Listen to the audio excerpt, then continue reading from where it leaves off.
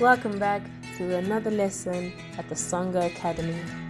Today, we'll be looking at stock financing options for Kofi's T-Mug shop.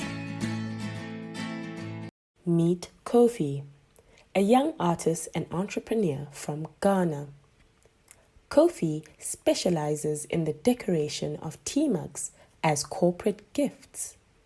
He owns a T-Mug shop and supplies decorated T-Mugs to a dozen corporates in Accra. Kofi has just received a large order to supply 1,000 decorated T-Mugs to a local university in Accra. Kofi does not keep stock of 1,000 undecorated T-Mugs, but needs 1,000 blank T-Mugs to fulfill the university's order. Kofi won't be paid until he has delivered the undecorated T-Mugs. He needs finance to purchase the stock of undecorated T-Mugs. The Songa Academy banker will explain to Kofi how he can get stock financing to fulfill his order. The payment to the supplier automatically creates a loan owed by Kofi's business to the bank.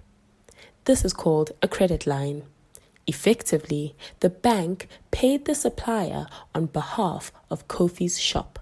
Now that the supplier has been paid, the supplier can send the 1,000 undecorated T-Mugs to Kofi's shop.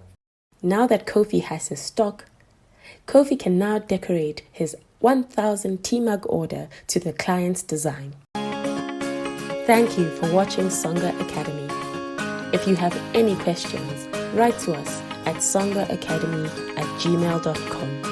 For advanced financial topics, check out the following link to Mastering Financial Modeling.